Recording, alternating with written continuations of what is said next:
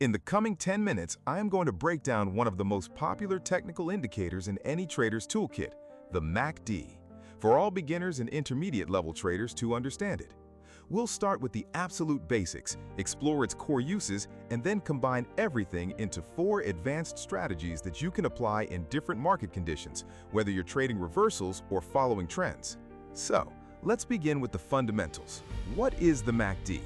The name stands for Moving Average Convergence Divergence, and its entire purpose is to help us identify the trend and, more importantly, the momentum of the price. If you pull up a MACD indicator on your chart, you'll see it's made of 3 distinct parts: the MACD line, the signal line, and the histogram. First, you have the MACD line itself. This is the engine of the indicator. It's calculated by taking a 26-period exponential moving average, or EMA, and subtracting it from a 12-period EMA. All this really means is that it's measuring the distance between a faster moving average and a slower one. When the 12 EMA is above the 26 EMA, the MACD line will be above zero, suggesting bullish momentum. When the 12 EMA crosses below the 26 EMA, the MACD line dips below zero, signaling a potential downtrend. Next is the signal line. This is simply a 9-period EMA of the MACD line we just discussed. Its job is to smooth out the MACD line and act as a trigger for potential entry signals, primarily through crossovers. Finally, we have the histogram. The histogram is what gives us a visual representation of momentum. It calculates the distance between the MACD line and the signal line. When the MACD line is above the signal line, the histogram prints green bars above its central zero line, indicating an uptrend. Conversely, when the MACD line is below the signal line, you'll see red bars below the zero line. The taller these bars get, the stronger the momentum.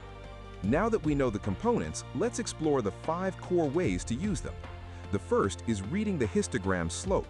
The shape of the histogram is a direct window into the strength of a trend. When a trend is strong, the distance between the MACD and signal lines increases, causing the histogram bars to get taller. We call this an expanding histogram, and it's a sign of growing momentum. This is when you should be looking for entries in the direction of the trend. Conversely, when the bars start getting shorter, the histogram is shrinking. This is a crucial early warning that momentum is fading, and the price might be heading for a reversal or a period of sideways consolidation. It's often a good time to consider taking profits. On many platforms like TradingView, you'll see this visually represented with dark green or dark red bars for an expanding histogram and lighter shades when it's shrinking, a simple but effective visual cue. Our second use is crossovers. Many traders use moving average crossovers, but the problem is they often happen late after a significant price move has already occurred. The MACD crossover, where the MACD line crosses the signal line, can provide a much earlier entry signal. For instance, in a shift from an uptrend to a downtrend, the MACD line will often cross below the signal line well before the 12 and 26 EMAs on your price chart do. This gives you a better entry price and allows for a tighter stop loss. The trade-off, however, is that these early signals can generate more false alarms. You can't rely on them in isolation. For a more confirmed signal, we turn to our third use, the zero line crossover. This is the midpoint of the indicator. When the MACD line crosses from above to below the zero line, it confirms that the shorter-term momentum, the 12 EMA, has fallen below the longer-term momentum, the 26 EMA. This is a much stronger indication that the trend has genuinely shifted downwards. The opposite is true for a cross above the zero line, signaling a potential new uptrend. These signals are less frequent but generally more reliable than the simple MACD signal line crossovers. Fourth, we have zero-line pullbacks. In a strong, established trend, the price doesn't just go in a straight line, it ebbs and flows. During an uptrend, the price will often pull back, and during these pullbacks, the MACD line will drift down towards the zero line. When the MACD line reaches or gets close to zero and then starts to turn back up, crossing above the signal line again, it can signal a prime opportunity to enter the trade, catching the continuation of the trend. This is a classic buy-the-dip setup within a confirmed uptrend, and the same logic applies in reverse for selling rallies in a downtrend. The final and perhaps most powerful use is divergence. Divergence is a classic reversal signal that occurs when the price and the MACD indicator tell 2 different stories.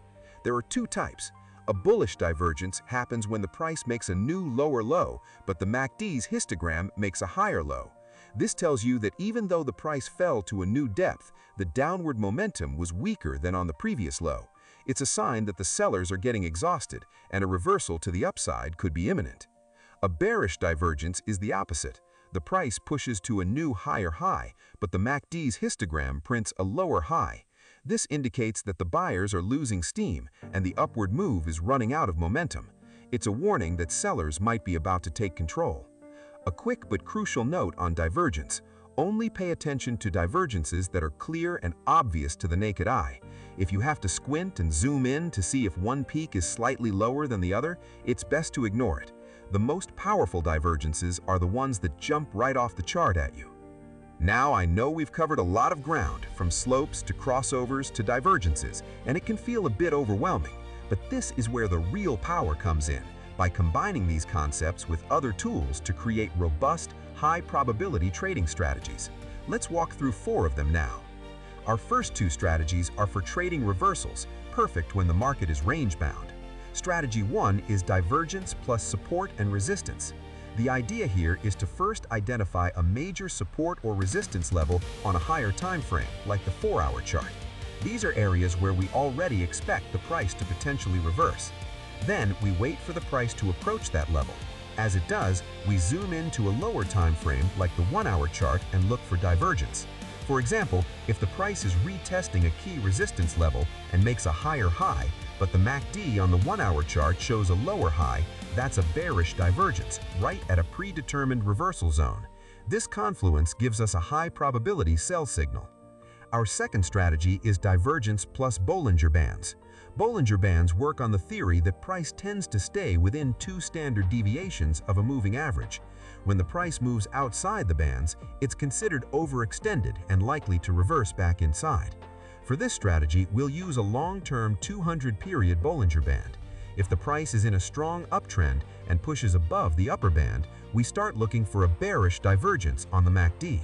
When we see the price make a higher high outside the band, while the MACD makes a lower high, it signals extreme exhaustion. Our entry trigger is the first candle that closes back inside the Bollinger Band, confirming the reversal has begun. Now let's move on to trend following. These next 2 strategies are designed to help you catch pullbacks during strong trends. Strategy 3 is EMA bands plus zero-line pullbacks. For this, we'll use a band of 3 200-period EMAs, one calculated on the candle highs, one on the close, and one on the lows. In a strong uptrend, this band acts as a moving support zone. When the price pulls back into this EMA band, we look at our MACD. If the MACD has also pulled back to its zero line, we have a confluence of signals. It tells us that the price has pulled back to a key support area and the short-term momentum has reset.